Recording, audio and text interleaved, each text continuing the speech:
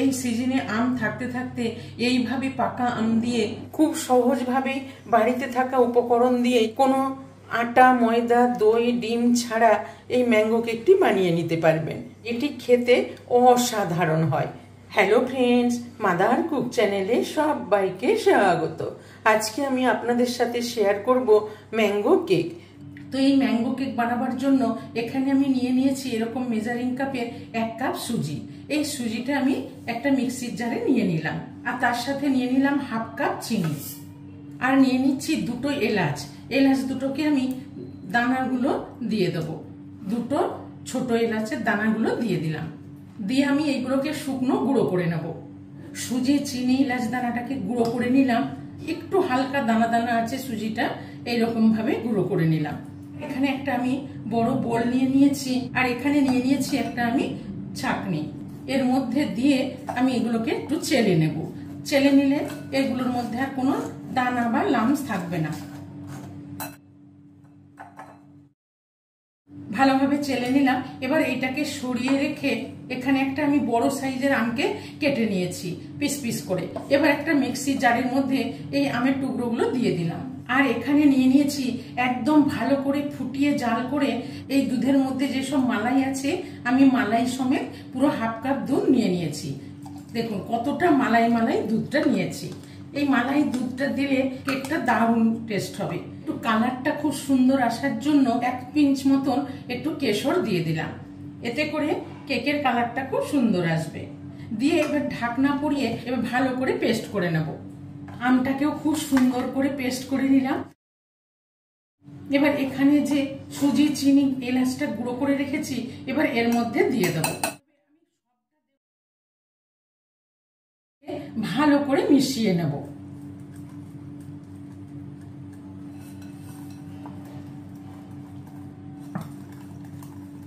তবে আমটা কিন্তু অবশ্যই করে খুব মিষ্টি আম নেবেন। খুব সুন্দর করে মিশিয়ে নিলাম। একটু ভারী ভারী আছে, কেন কি সুজিটা একটু ভিজিয়ে রাখবো, সেই জন্য আমি এখানে বাকি পাল্পটাও দিয়ে দেব। দিয়ে ভালো করে আবারও মিশিয়ে নেব। ভালো করে মিশিয়ে একটা ব্যাটার মতন তৈরি করে নিলাম। এবার এটাকে ঢেকে 30 মিনিট রেখে দিলাম। 30 মিনিট কমসে কম রাখতেই হবে, এর থেকে বেশিও রাখতে পারেন, তবে 30 মিনিট রাখতেই হবে।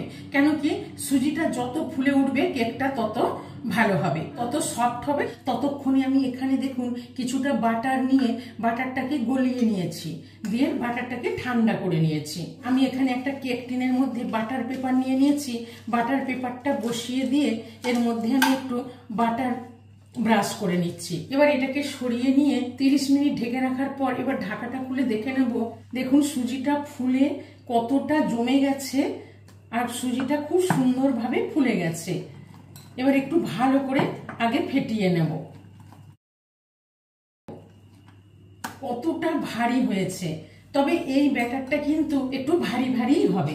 তো এবার আমি এখানে 1/4 কাপ যে বাটারটা গলিয়ে নিয়েছি, এই বাটারটা দিয়ে দিলাম। দিয়ে এবার বাটারটাকে ভালো করে আগে মিশিয়ে নেব।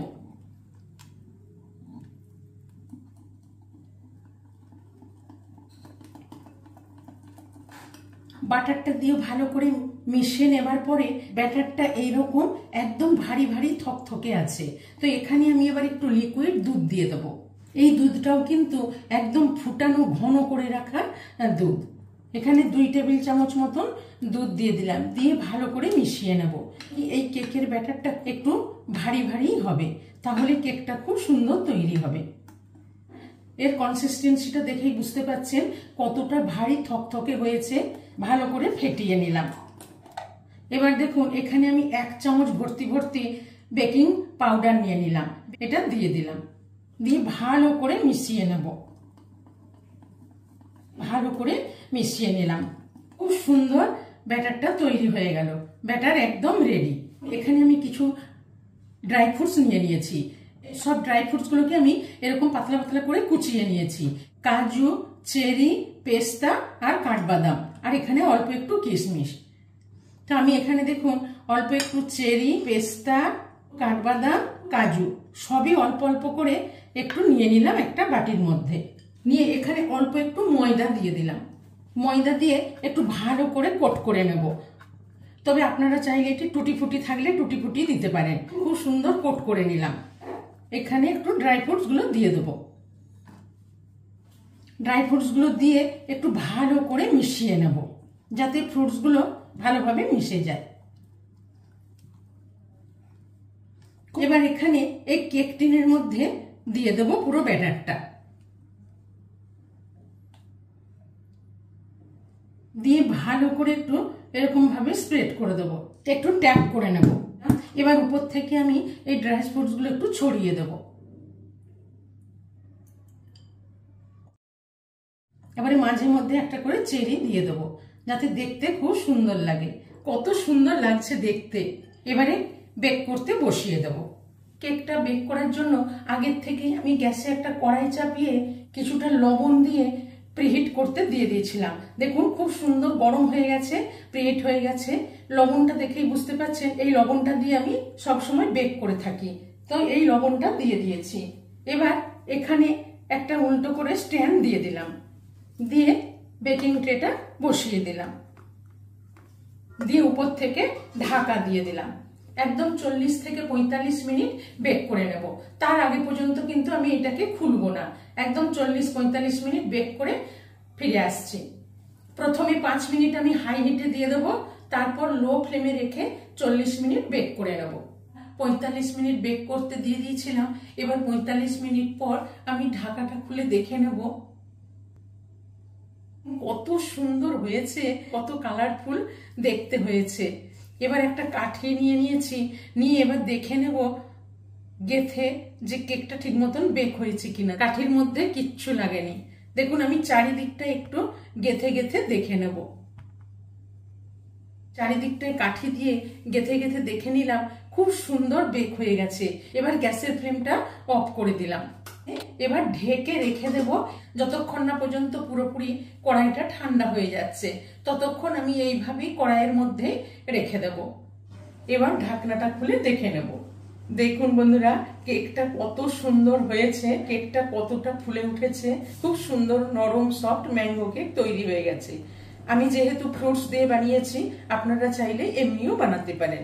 তো চলুন এবার এটাকে আমি নামিয়ে নেব। কড়াই থেকে নামিয়ে নিলাম কেকটা। এবার আমি কেকটা এই কেকের বাটি থেকে ডিমোল্ড করে নেব। তো একটু চারিদিক থেকে আস্তে করে এইভাবে ছুরি দিয়ে ছাড়িয়ে নেব, যাতে খুব সহজে ছেড়ে চলে আসে। এবার একটা আমি প্লেট নিয়ে নিলাম উপর থেকে, নিয়ে এইভাবে উল্টে দেব, দিয়ে একটু ট্যাপ করে নেব। কত সুন্দর ছেড়ে গেছে। এবার আমি উপর থেকে বাটার পেপারটা উঠিয়ে নেব।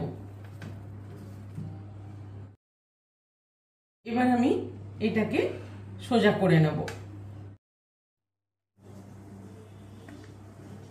দেখুন